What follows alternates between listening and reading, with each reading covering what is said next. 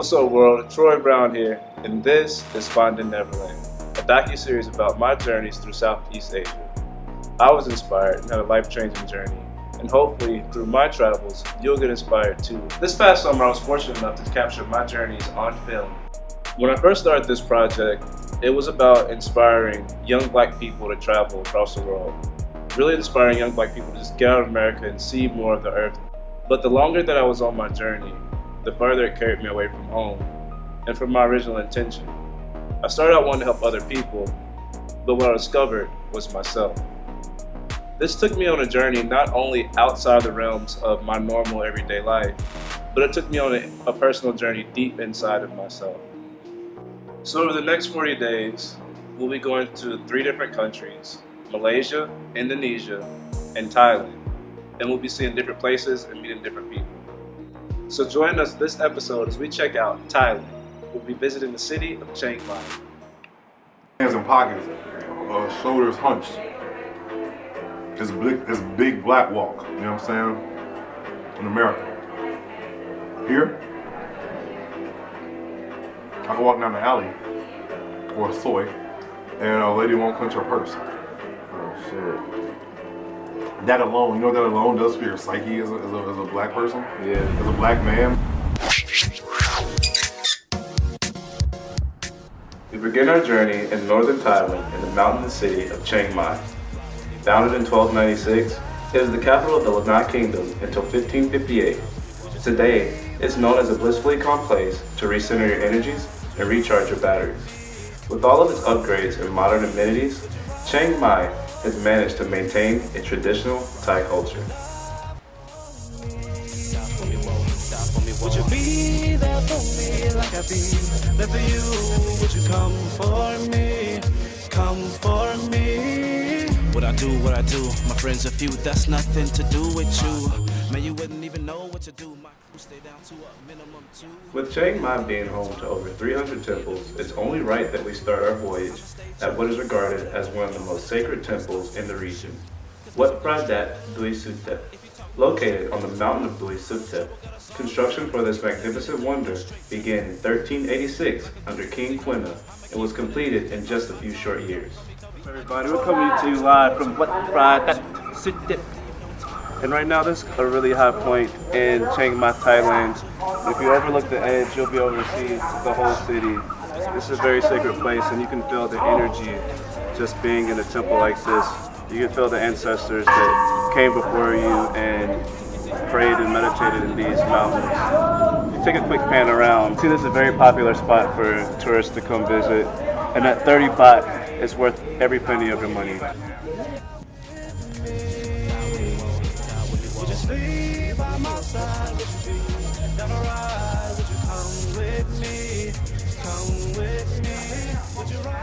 One thing that you might notice in sacred places such as this, no one has on shoes. When you go into temples or any spiritual place, it's customary to remove your shoes if you go into any place of business as well. With all the beautiful architecture and handmade sculptures, Mount Dui Suthep is easily one of the most beautiful places in the world.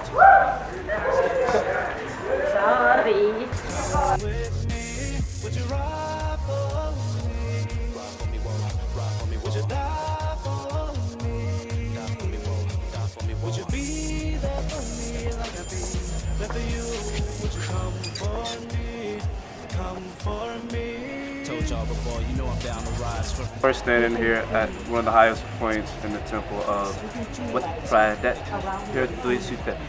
And if you look closely, you can almost see, as a matter of fact, you can see the curve of the earth. Here in the mountains of Dui Suthep. Legend has it that Buddha himself escaped persecution by riding the back of an elephant up these mountains.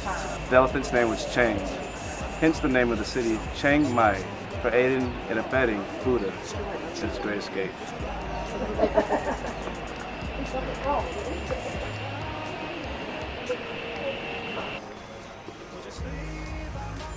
We're here at the back of the temple, and if you look to the left, you'll see housing for monks and monks in training. If you look to the right, you'll see the edge of the mountain.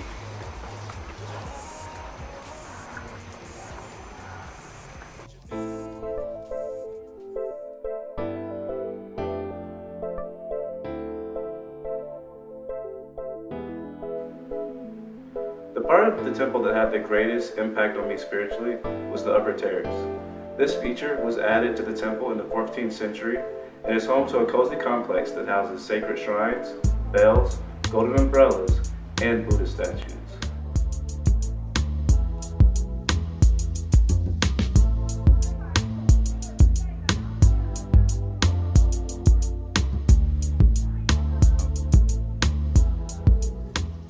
But perhaps the most breathtaking feature of the upper terrace is the 7-tiered golden chedi.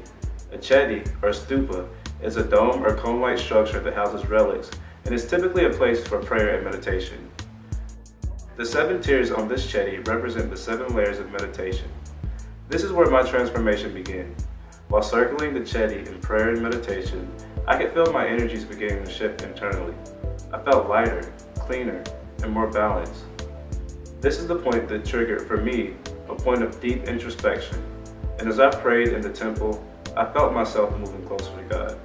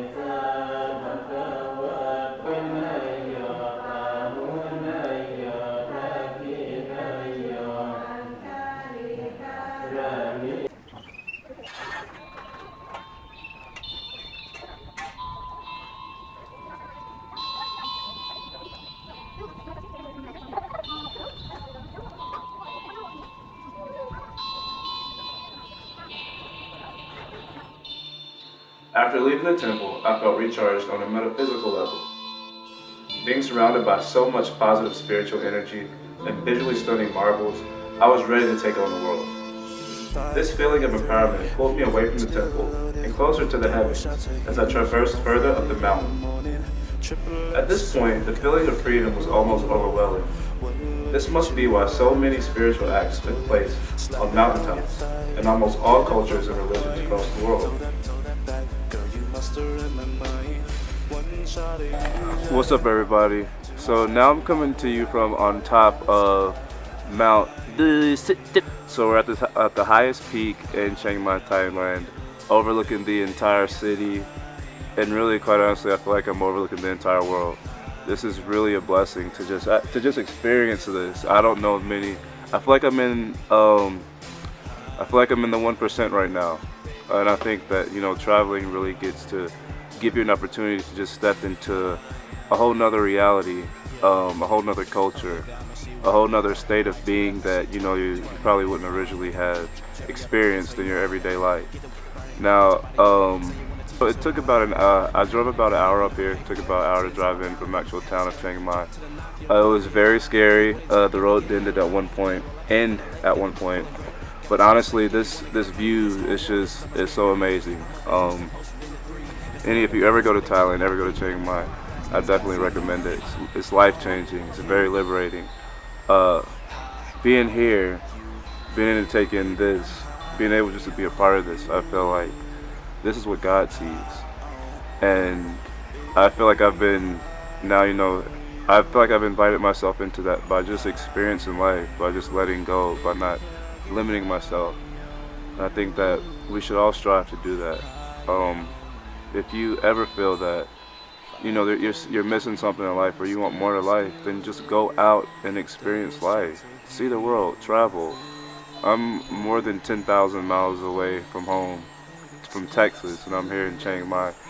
And as I stated before, it's a totally different reality. It's definitely a culture shock. And one thing I did notice, and I will say about the city, is that it's very clean. In America, we get these depictions of these cities overseas, and they're just underrun with like famine, and they're dirty and trashy. And I really never thought too much about Thailand. I probably knew 2 or 3 people growing up from here, but growing up, I would just think, I don't know what I thought, and I really didn't know what to expect coming here. But it's a very beautiful town, and the people they're so clean that they have butt washers in their toilet. They have like these little sprays, and you just.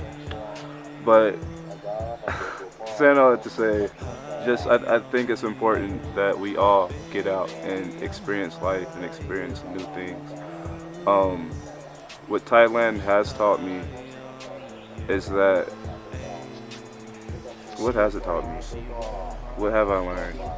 I don't know. I don't know. Maybe you can't be scared to just get out and just do it. Like, this is my first experience outside of the country, and I've always been an adventurous person, but this is just really crazy. Shout out to my brother for inviting me on this trip. I probably would have never got to experience anything like this if it had not been for Jerome Brown. Thank you.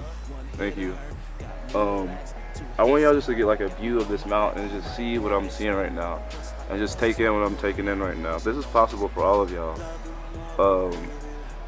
So while I'm here, I'll definitely be just submersing myself in the culture, experiencing new things, meeting people, and I'm gonna be doing that on a budget, because I'm not a millionaire, but $1 can take you a long way here. I feel like I've escaped U.S., which is the land of laws, and I don't know, you essentially, when you get out into the world, you are your own law. So thanks for joining me. People that I visit were so nice and just so welcoming, and they actually taught me a quote in their native language, and it goes, "Kunใช้กะไม่ได้ไม่เป็นคนยืนไม่เป็นคนยืนส่วนชื่อ." It actually means you're a part of me. A part of me that I could never live without. And I hope and pray that I don't have to. Thank you. Eventually, you have to come back down to earth. After being submersed in so much ancient history and energy, thousands of feet above the ground, I was ready to get back to the now, and closer to sea level. Chiang Mai offers a vast array of activities, from shopping, eating, and sightseeing, to even watching elephants or cliff diving at the Grand Canyon. Commerce seems to be a big part of the culture, with family and independent business making up a large portion of the economy. My girlfriend, grandmom, my son, that's my sister. Yeah. After being so entrenched in foreign culture, I then remembered my original mission at hand, which was to inspire young black people back at home. It wasn't enough just seeing me as a young black man visiting these sites. I wanted to find out what it was like for a black person who actually lived here in the city. And then I met Binky, leader of the Black Panthers. I think we're doing a good job of keeping shit down. I think we're doing all right. I won't cry. No, no, no, no. No, no, no, I won't shed a tear. I am Muhammad Ali! Goddamn unexpected. Remember blushing when you texted. I questioned God's existence one time and I never did it again.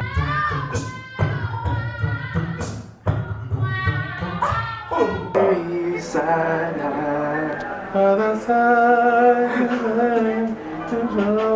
loyalty.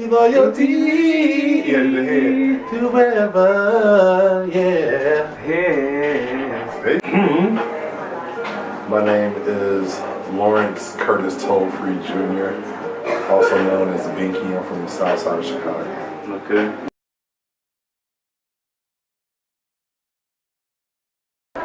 Me and Paris started. Black Packers. We started a group called Black Packers, and we basically started on the strength of being around black people. I'm from Chicago. I'm used to being around black people. Yeah, I that's love why it's so good to see. I love like, them the so black much, people here tonight. and black people love black people. That's right. You know what I'm saying? Especially when we see each other across seas, we be like, "Yo, what's good?" That's what Black Packers is, a gathering of black and brown people who travel and who actually are stationary in places. So whenever we are inviting people in, we take care of them. We hold them down. You know what I'm saying? Make sure they're good, know how to do their passport shit. And just, and then also utilizing the people's gifts and skills that they have to betterment.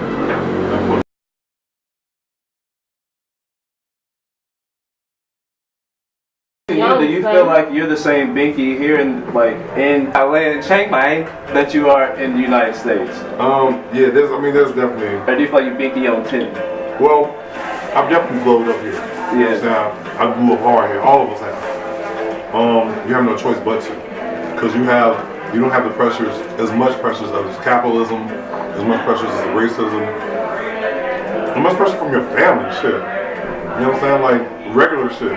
You don't have those pressures here, so you're allowed. You have the time and I need money for them bills, Binky. You still got bills here once you live here. You got bills everywhere. But niggas ain't trying to kill you, man. They ain't trying to kill you with the food. Niggas ain't trying to kill you with the police. Niggas ain't trying to kill you with the air. You know what I'm saying? Do you walk taller? I absolutely walk taller here. As a big black, I'll tell you this big black. I keep going back to the big black thing. This is a thing. My parents always taught me not to scare somebody enough to where they go hurt me. So, hands in pockets, shoulders hunched. It's big black walk, you know what I'm saying? In America. Here, I can walk down the alley or a soy, and a lady won't clench her purse. Oh shit.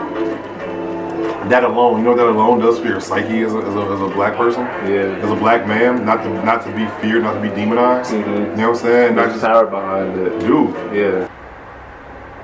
Sometimes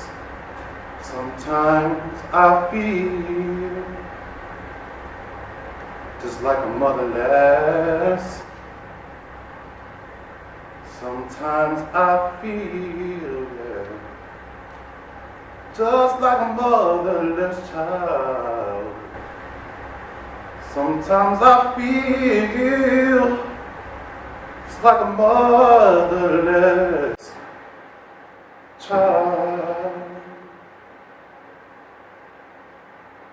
I wish you could understand exactly what he goes through.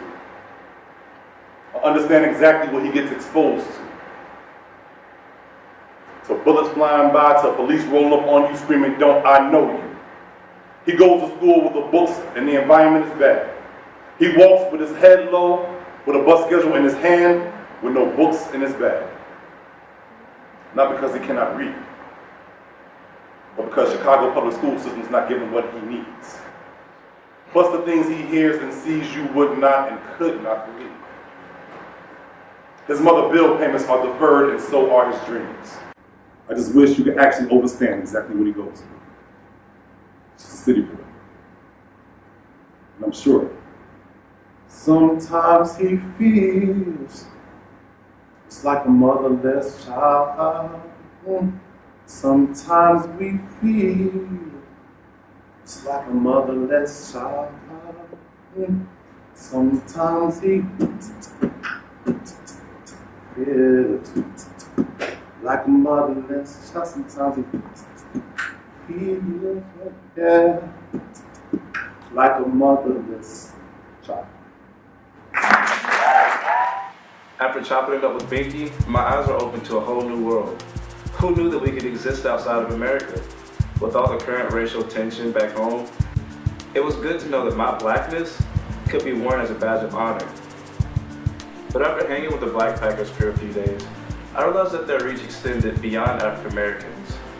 That's when I also realized that I myself had so much more to learn.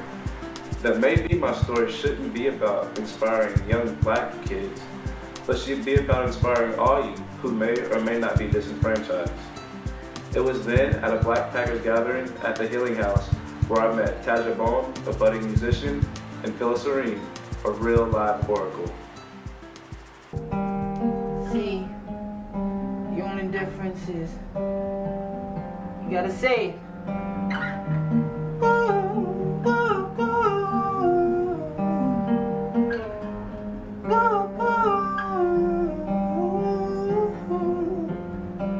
Did you really say those words to me? Did you really even mean them, dear? 'Cause I know I haven't changed so much since then. So maybe it's just more medicine. You say you don't know me, you say you can't control it then. There's nothing we can do about it. Can somebody say it? Can somebody just say it? 'Cause I can't find a way.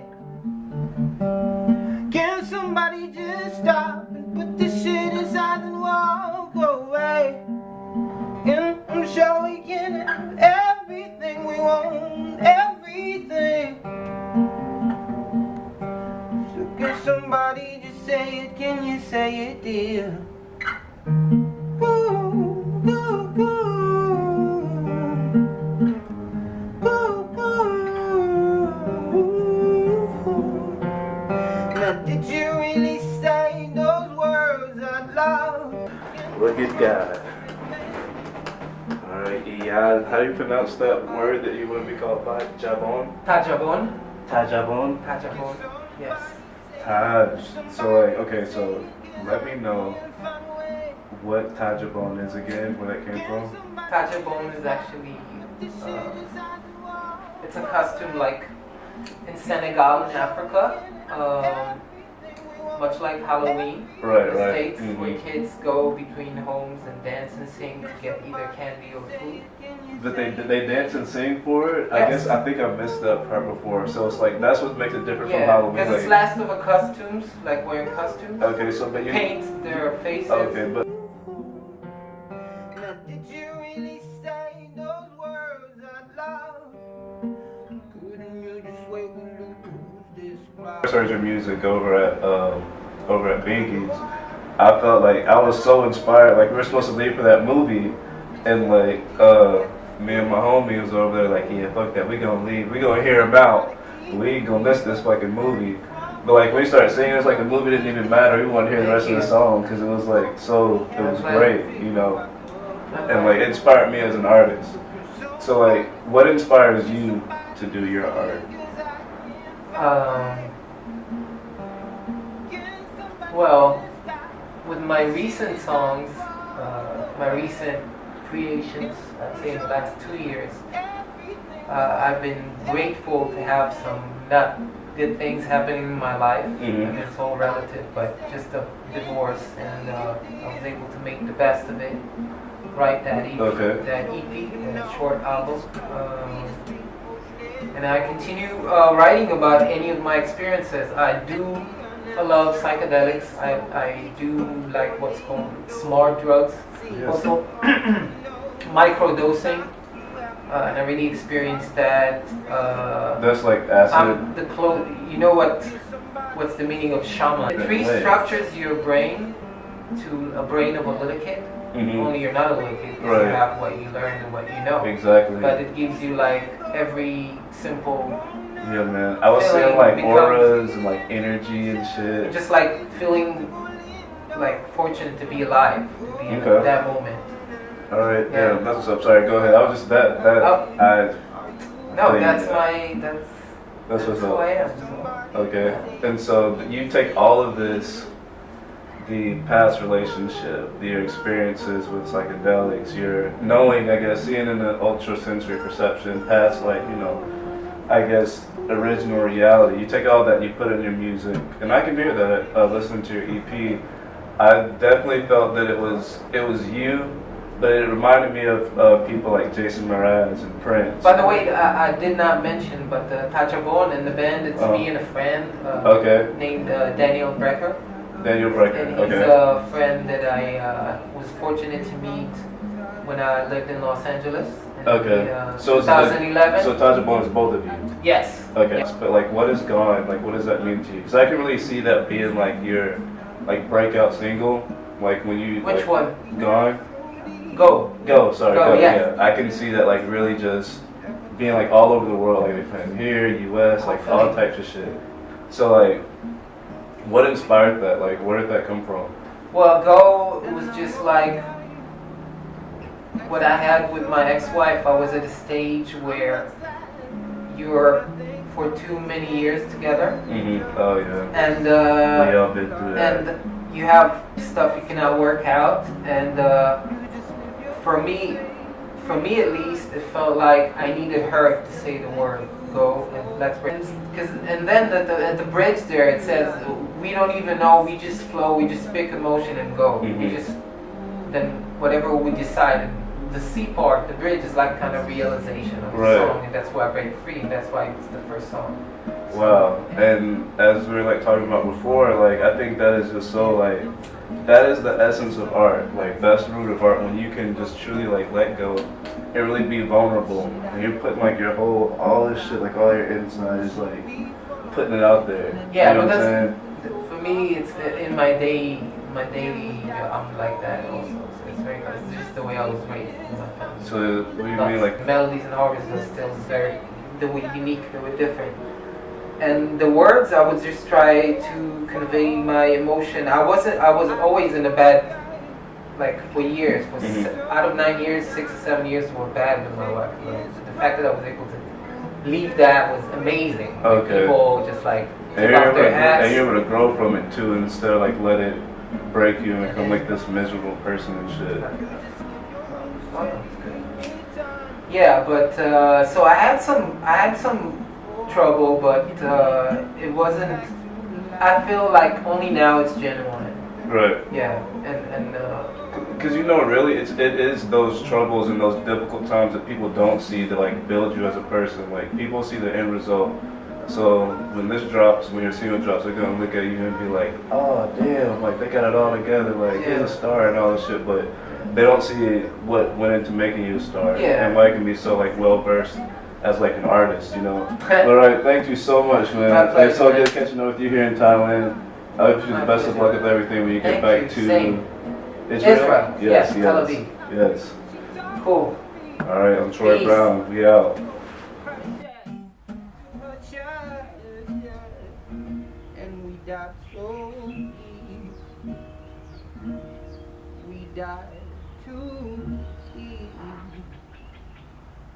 Alright, so I'm sitting here with Phyllis Serene. We are here in Thailand. Thank you so much for being here with me. I'm so excited. Welcome. So excited. To Thailand. So if you just like tell my friends back in America like what exactly it is, like your position. I would say job, but I feel like it's your state of being is definitely more than. Well, I call Oracle as a job title, and I wrote the job description because I went, wow, this is, and the only frame of reference I had was the movie, The Matrix. And I remember what she said on the top of her door, know thyself. And that is what the job of the Oracle is for everyone to help you know yourself. Now, the famous ones in Greece were women who prophesied and gave out stories. But the real job is to give information. So whether you're a prophet, seer, clairvoyant, I'm more of the technical, but you can do your own research and you can understand who you are, which is why we're all here, to get our memories back. Right. Get our memories back. Why are we here? Who are we? Yes. And that's led you to this journey of becoming not only an oracle but a dominatrix. Well, yeah. First was the dominatrix. First dominatrix. Well, no. Even before the dominatrix, I actually was a missionary. At the age of 20, I had I was raised Catholic, so we never read the Bible. We didn't have to. Right. Kneel, sit down, sit. You know, Then you stand go up. to heaven. Yeah, then you go to heaven. Yeah, don't eat whatever. Don't eat fish on Fridays or whatever. Beef on Fridays. But at 20, I won't go into that. Someone gave me a track. I read it and went, wow, I better check this out. And decided to buy the cow, buy the religion, and go do the research. Okay. Which meant celibacy for 12 years. And so I was celibate from the age of 20 to 32. And went, well, I've had enough sex. I've been, since the age of 15 when I had sex as a boy. And from 15 to 20, I was very active. So it was like, I can take a break. Yeah. So studied religion deeply and became a missionary for 12 years and went out into the field, went into Mexico, saved souls, did my job. Oh, wow. And at the age of 32, it was like, all right, God, this is as good as I get. I have done all I know to do. I need to give me some now. I wasn't even thinking about it. I did think about sex shortly afterwards. I was like, all right, I'm free. What can I do? But in 1992, when I stepped away from the field, AIDS had already come in at that time. And so when I was in 1980, AIDS wasn't there. So we were still having free sex and we all had the pill. Everything was great. I mean, we had to go, we got... it was a clap. What do we call it? Syphilis was the only thing we worried about. Okay. So now when AIDS comes up, okay, we all have to wear condoms. We need to talk about sex. Nobody was still doing it. And I was like, this is really disturbing that there's still no communication about sexuality. People are still doing it, but just acting, really disassociating their mind from their body. And that was the part that was really disturbing. So I went back to kink and fetish because there were rules of engagement. Right. I mean, it's one thing to get drunk and fall into bed with someone, but it's another thing to say, tie me up. That's a level of trust, and that takes communication. And intention. Yeah. And so I understood that world much better, and I said, I can maneuver better here because expectations of how we'll engage with each other. Are you here for an orgasm? Are you here for a spanking? Do you just want to cry because you're stressed up and you need to release? Wow. So it was that kind of experience for me. And so from 32 to 52, I was back in being a dominatrix and enjoying life and play. Married my husband during that time. And so we had a different style of play. So he'd go out to do his stuff. I'd come to have mine. And then our sharing of it together with our foreplay as a couple. It's very interesting because, like, being a young American, listening to hip-hop, watching the entertainment, like, I feel like sex is always a really big issue. It's always around me, but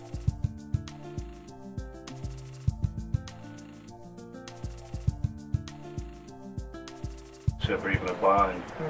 Like, how do you use sex not only as a form of communication, but as like a form of transmutation, and like what does that actually mean? Right.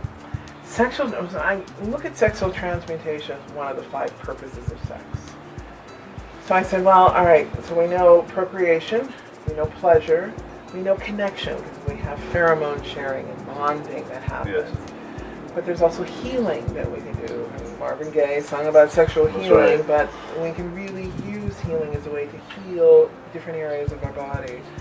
And then transmutation, using that energy of sexual energy, that's the most powerful energy we have as a species to reproduce ourselves. So we can, but it's energy. And whether we use that sperm, the physical, biological piece to create life, it's still a lot of energy that's created. We can move it up the body to different areas to heal our bodies or to set dreams into place. Oh, wow.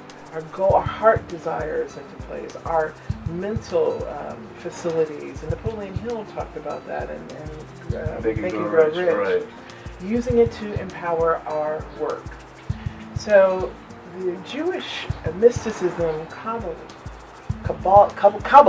I'm saying it wrong, would teach men how to do this, but they have to be the age 45 to 50. You have to have control over your own body. And if you're just moving on instinct, you're not ready. You have to be able to discipline your body.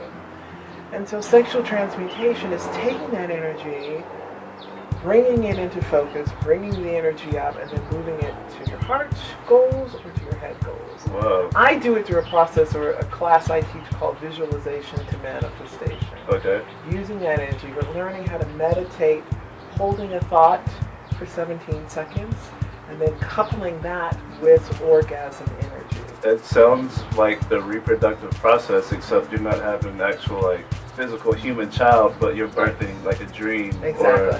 or a business or an idea and bringing it into fruition or like Bingo. manifestation. Bingo. Okay, so what are like some exercises? I want to try this. So no, I'm not 45, but You don't have to wait. Start now. like I don't want to wait. I want Okay. to try when I get home. Okay. So like Well, it's a little different from men versus women. Okay. But for men need to learn how to separate their orgasm from ejaculation. You have a limited number of it's not ejaculations. the same thing. No, not at all. So ejaculation and orgasm is not the same thing. No. It's no, not it. No. Wow. Right. Can you first like Sure. help me separate the two? All right. So think of men's ejaculation or orgasm as a volcano. Okay. Energy, and you are kicking out 300 million sperm each time. Population India leaves every time. Oh shit. Whole lot of people. Yeah. But you only get 13,000 of those on average per lifetime. Oh. So if you use them all up in high-speed porn, your numbers are going to start to go down.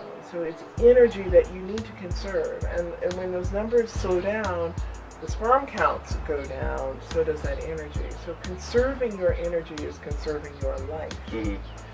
So when I say orgasm is an energy movement, it's a great feeling. It lasts, for guys, only 4 to 6 seconds. For women, it lasts between 8 and 20 seconds. Oh. So it's that energy you want to have more of.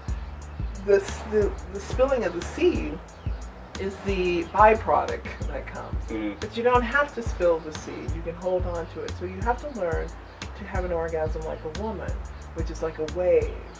And the women's orgasm starts at the big toe, travels up the body to the head and back down. A full body orgasm. Okay. Most women will experience the orgasm here.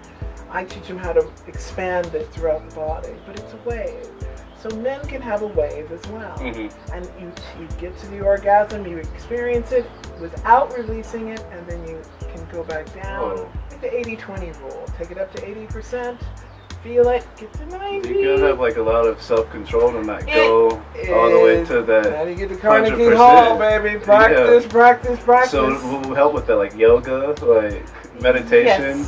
Yes, all of the above. One thing you said was holding a thought for 17 seconds. Which is difficult to do at the time of orgasm. Yes. That's the hard part. So if you repeat it 17 times, like new car. New car.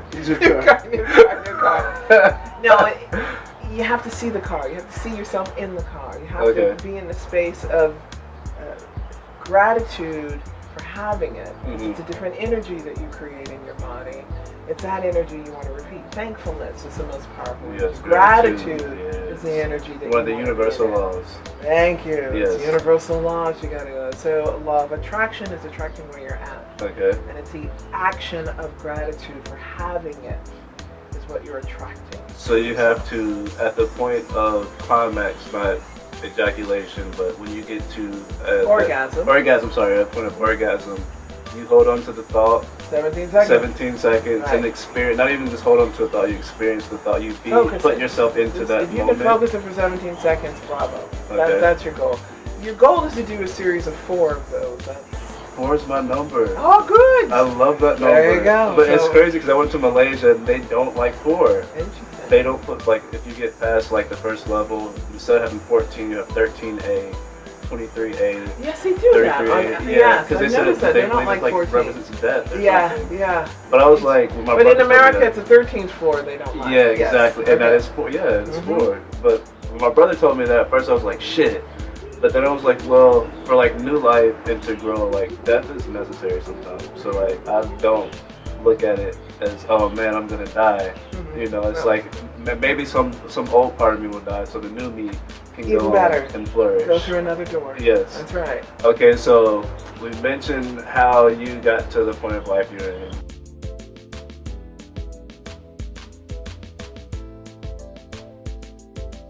because we have consciousness, and that's what we get to take after the body. Okay.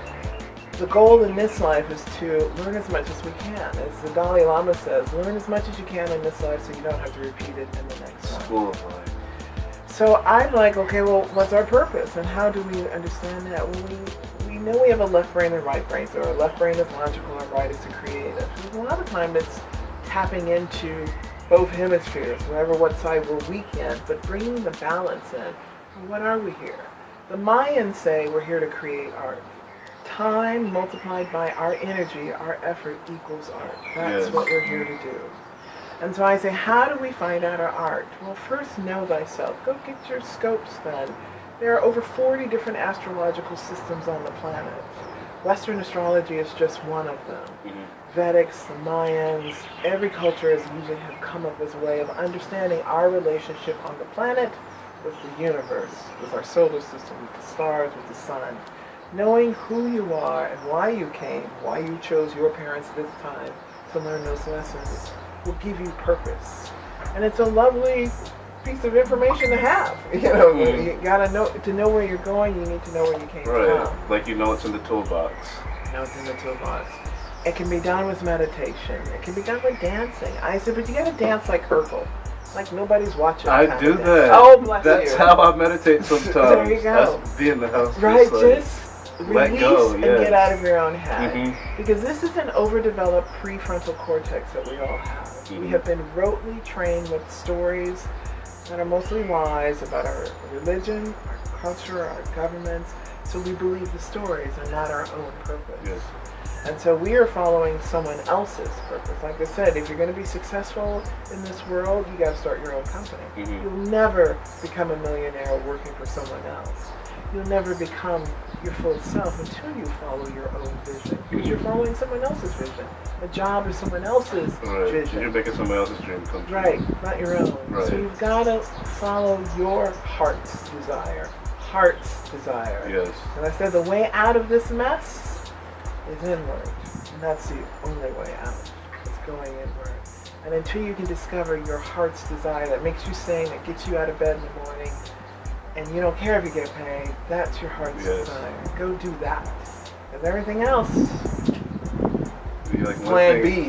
One thing I always, a lot of people always said, but like one realization I've came to over my years is that being able to create and manifest something, and like with art and being vulnerable, is like at least my way of getting closer to God, of reaching that spot that's inward and outward at the same time, and bringing what's within out.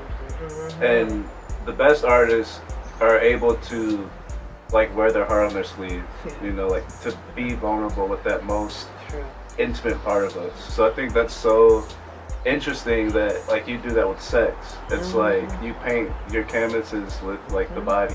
So speaking of living with purpose, you mentioned some things we can do like meditate, dance freely. Yeah, but I'm not going to just say meditate to empty out your mind. I'm going to say, you know, spend time in the spaces that bring life to your body. Whether it's the ocean, the park, hug a tree, put your feet on the grass. Just be still in your own body.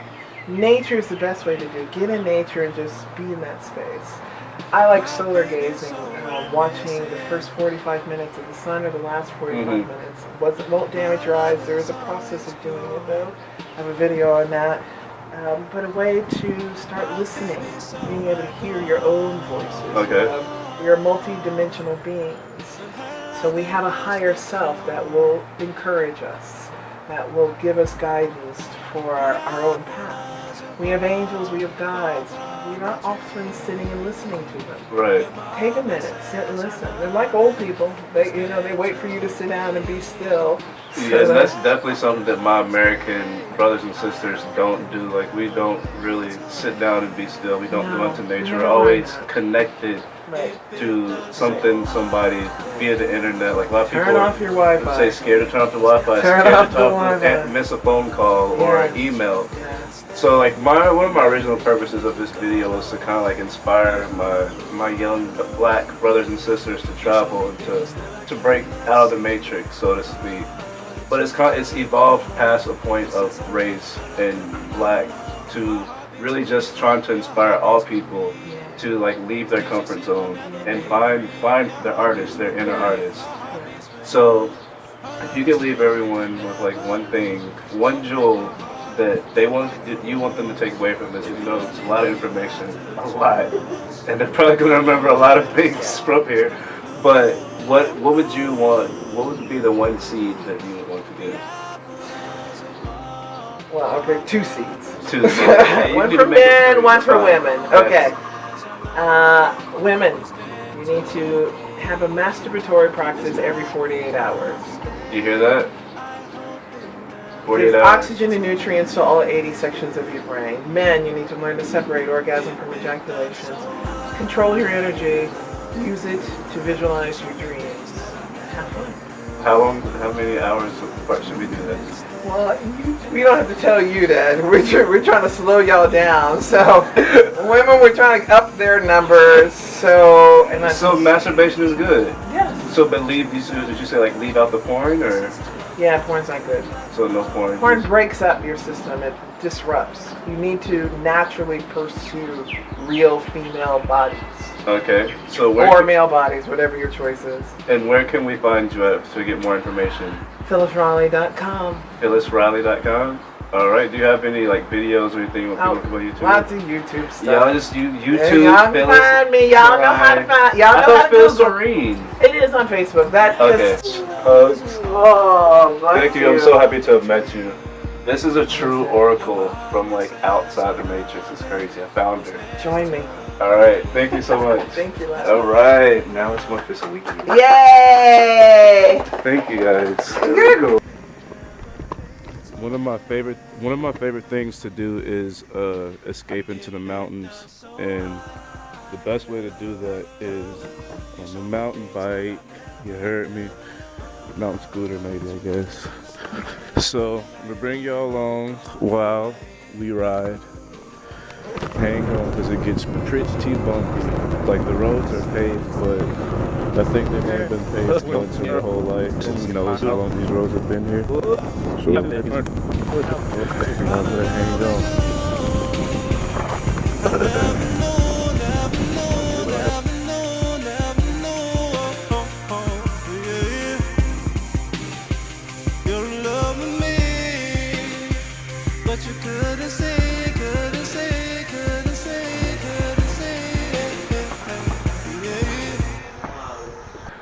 Okay, so I'm at my favorite mountainside village here on Mount Duisite, and I'm at the end of my journey, and I can honestly say everything has definitely come full circle.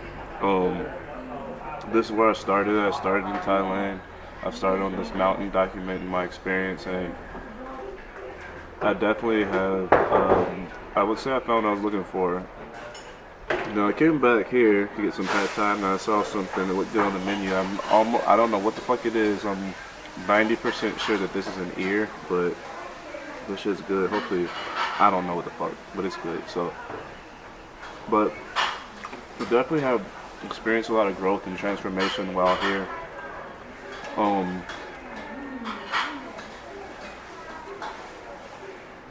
My journey started out as trying to inspire people to travel, but I think through, you know, my experiences and through the people I met, I definitely got to know myself a little bit better, and I'm definitely prepared to take on the next phase in life. So that aspect alone should motivate anybody to want to travel, especially get outside the country, get outside your comfort zone, and really just experience different things and meet different people.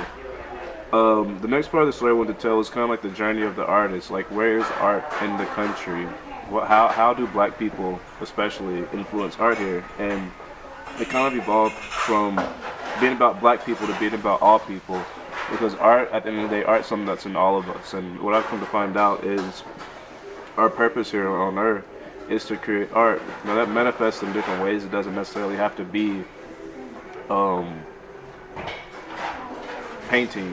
Like, it can, a lot of times it manifests in music and the sounds and things we do with our body and what, you know, how we use our voice. And it was interesting because I got to, you know, sitting down with people who help cultivate and provide a space for an artist is just as important as the artist. We've seen that with meeting people, and then like really getting to know the artist and what motivates them. That was pretty cool. That was a really big part of my journey back in Thailand, where I actually met an oracle, and like my journey kind of came full circle because she professed to me that the purpose of life is art. Like at the end of the day, when these great leaders, they leave behind these big magnificent pieces, they leave behind art. Or even a building. Like in Malaysia, I learned that art manifests itself in the buildings and street art. Like it's more than what we think. So at the end of the day, this journey has taught me that in order to find purpose in our lives, that we have to find the artist within all of us. And you know, that manifests in different ways. It can be what you do for a living. It can be the food you make. It can be how you use your body. But that art it's something that's intertwined with nature, you know, and breaking out of those 9-to-5 regiments, breaking off of the clock and getting close to nature is really important. I'm ready to take on this next phase in life, and I'm glad that I can share this journey with y'all.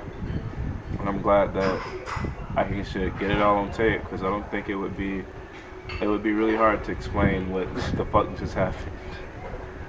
Thanks for joining me.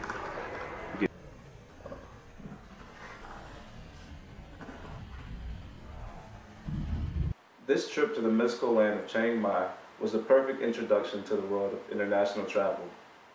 Being here was like being in another reality. I experienced rich culture on both the physical and spiritual planes of existence. I met inspiring individuals, I climbed mountains, I jumped from cliffs, I enjoyed life. This definitely won't be my last trip to Chiang Mai. Join me next time when we visit Malaysia, here on Finding Neverland.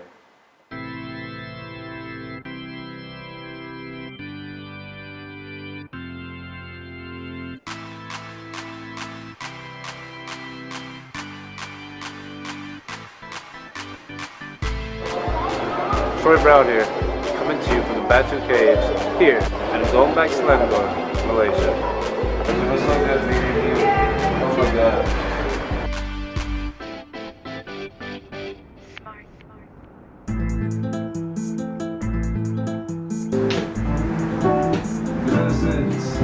Aren't we all pieces of art?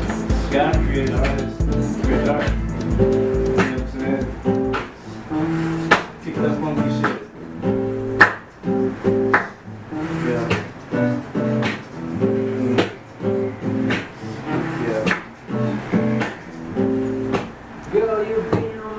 The Heli Lounge definitely has my vote for the #1 bar and lounge while I'm working.